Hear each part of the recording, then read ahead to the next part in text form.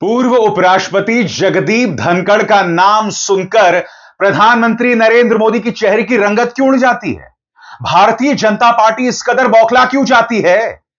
अरे भाई, आपने उन्हें बेआबरू कर कर उनकी विदाई की थी। उनका विदाई भाषण तक नहीं हुआ। और अगर नेता विपक्ष मल्लिकार्जुन खड़गे इस बात की याद दिलाते हैं तो आपको प्रॉब्लम क्यों हो रही है? आज राज्यसभा में बहुत ही जबरदस्त माहौल था दोस्तों। नए उपराष्ट्रपति सीपी राधाकृष्णन का स्वागत भाषण हो रहा था और तब विपक्ष के नेता मल्लिकार्जुन खड़गे ने वहां पर एक धमाका कर दिया। उन्होंने कहा कि जिस तरह से पूर्व उपराष्ट्रपति जगदीप धनखड़ की विदाई हुई, या ये कहा जाए विदाई भाषण तक नहीं हुआ, ये बहुत ही शर्मनाक था। इसके बाद क्या? किरण रिजिजू, संसदीय मंत्री किरण रिजिजू उठते हैं और बौखला जाते हैं और ये तक कहते हैं कि कांग्रेस इस मुद्दे पर आंसू ना बहाए, क्योंकि जब तक उपराष्ट्रपति जगदीप धनखड़ थे तब तक आपने उनके अपमान की कोई कसर नहीं छोड़ी थी। अब सुनिए दोस्तों, मल्लिकार्जुन खड़गे ने क्या कहा और उसके बाद किस तरह से बौखलाते हैं किरण रिजिजू। देखा जाए।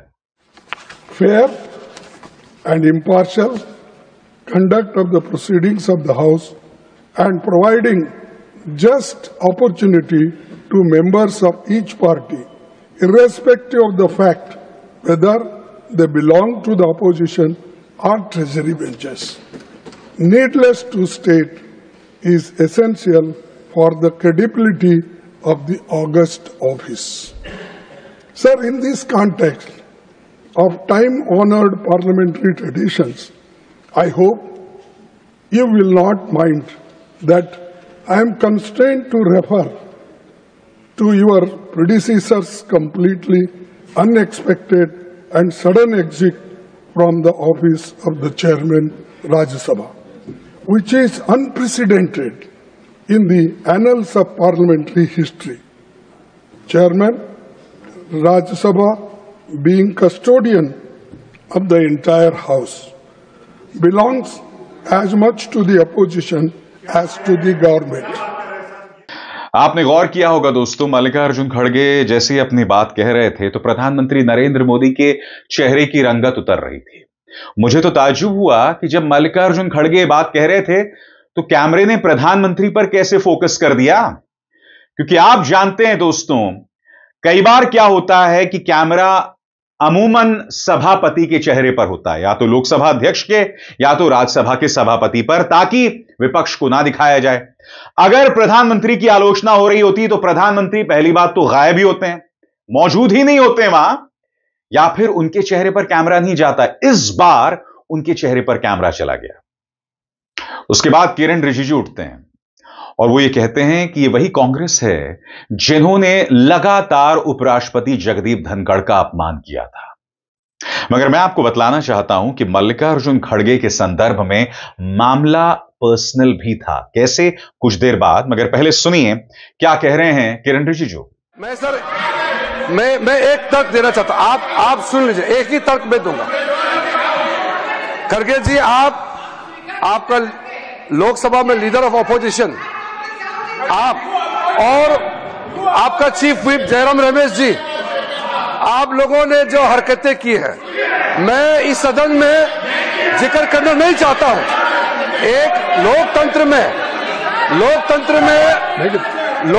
में हम एक दूसरे के प्रति सम्मान देना चाहिए।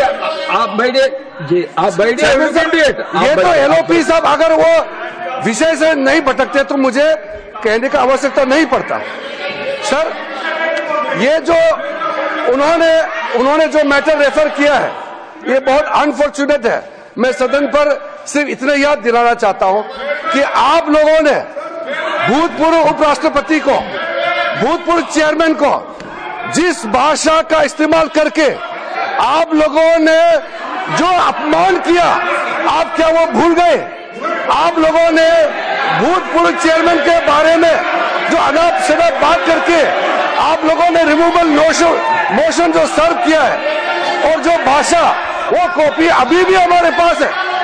कांग्रेस पार्टी और आप लोगों ने फॉर्मर वाइस प्रेसिडेंट के खिलाफ जो भाषा का इस्तेमाल किया, जो आप लोगों ने रिमूवल नोटिस में जो शब्दों का इस्तेमाल किया, आप लोग खुद सोचिए कि चेयर का गरिमा को आप लोगों ने कितना तार तार किया है, और आज आप यहां ध्यान देने का काम करते हैं।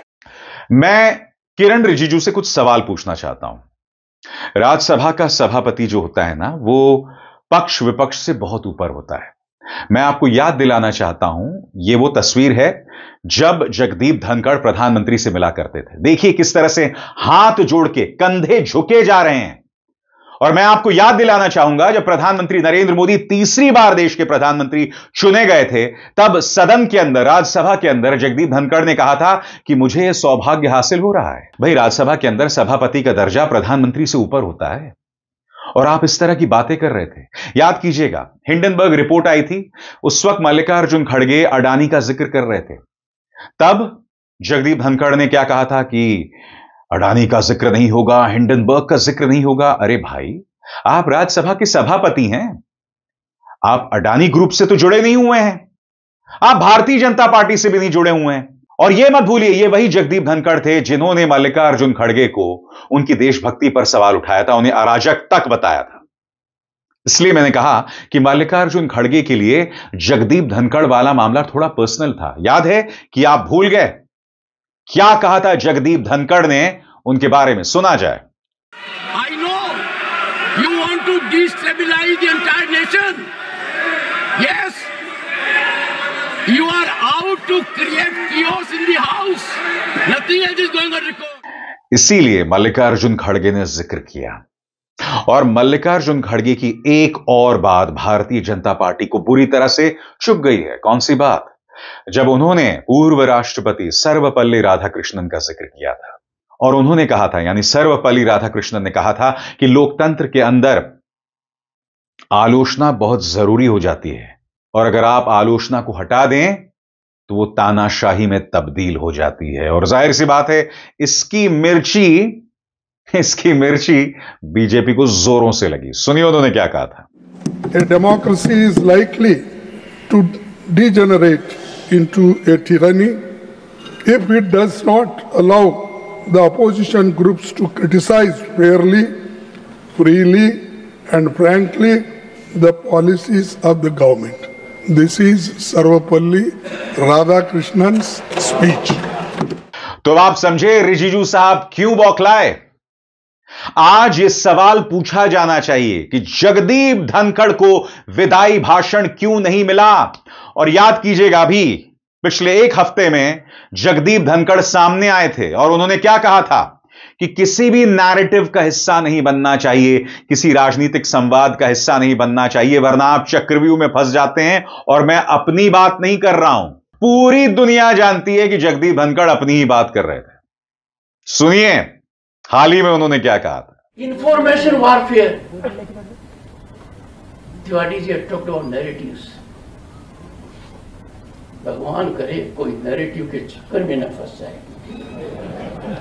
इस चक्रव्यूह में कोई फंस गया तो निकलना बड़ा मुश्किल है। मैं अपना उदाहरण नहीं दे रहा हूं।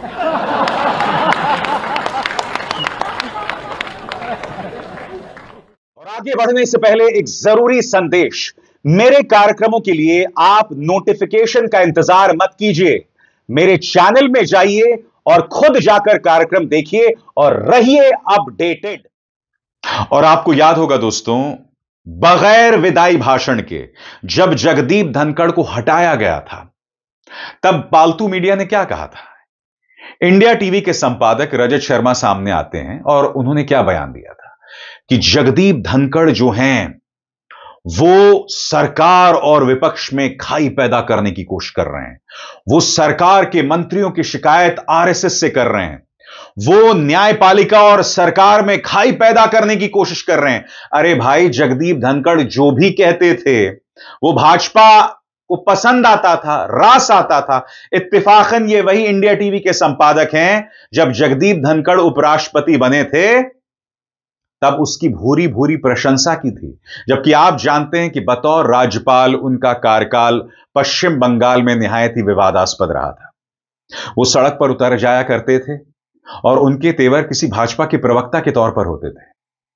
और याद कीजिएगा दोस्तों, किस तरह से सार्वजनिक मंच पर जाकर कभी वो न्यायपालिका के बारे में कुछ कह रहे होते थे, या फिर अगर कोई आलोचना करना चाहता है लोकतांत्रिक प्रक्रियाओं के बारे में भी उनके ढेरों विवादास्पद बयान थे। खासतौर से उन्होंने राज्यसभा के सभापति होते हुए राहुल गांधी पर प्रहार किया था, जबकि आप जानते हैं कि उनकी मिमिक्री टीएमसी के एक सांसद ने की, जिसका कोई लेना देना राज्यसभा से नहीं था। राहुल गांधी का भी कोई लेना देना राज्यसभा से नहीं था, मगर बावजूद इसके उपराष्ट्रपति ने, राज्यसभा के सभापति ने राज्यसभा के अंदर राहुल गांधी और टीएमसी के उस सांसद का जिक्र किया, सिर्फ मिमिक्री करने के लिए। इस बात का जिक्र कर दिया कि किस तरह से हरियाणा के बेटे का अपमान हुआ है, किसान के बेटे का अपमान हुआ है, मगर उस किसान के बेटे को विदाई भाषण तक नहीं देने दिया गया। क्यों? क्योंकि भाजपा को शायद यह डर था कि विदाई भाषण में, क्योंकि हमारे उपराष्ट्रपति, पूर्व उपराष्ट्रपति को बोलने की काफी आदत है, कहीं उस भाषण में कुछ इधर उधर ना कह दें। और आपको यह भी याद होगा कि प्रधानमंत्री ने 2 पंक्तियों की विदाई दी थी उनको, एक ट्वीट किया था, 2 पंक्तियों की विदाई थी। तो यह तो चल रहा था दोस्तों। अब आप मुझे बताइए, आज जब मल्लिकार्जुन खड़गे ने उस बात का जिक्र किया तो क्या गलत किया, बताइए। और दूसरी तरफ किरेन रिजिजू कह रहे हैं कि भाई आपने अपमान किया था। क्या आप भूल गए किरेन रिजिजू किस तरह से डेरेक ओब्रायन, संजय सिंह को बात बात पर सदन से निलंबित कर दिया करते थे? एक बार तो उन्होंने डेरेक ओब्रायन को निलंबित कर दिया, बगैर कानून को पढ़े, ऐसे ही निलंबित कर दिया। और क्यों? क्योंकि पीयूष गोयल ने कहा था। पीयूष गोयल से उन्होंने पूछा और निलंबित कर दिया, नियमों की धज्जियां उड़ा दी गई। यह सब हो रहा था पूर्व उपराष्ट्रपति के कार्यकाल में। विपक्ष सवाल भी ना उठाए क्या? इसलिए सर्वपल्ली राधाकृष्णन की बात बहुत मायने रखती है, और इसलिए बुरी तरह से बौखलाई हुई है बीजेपी।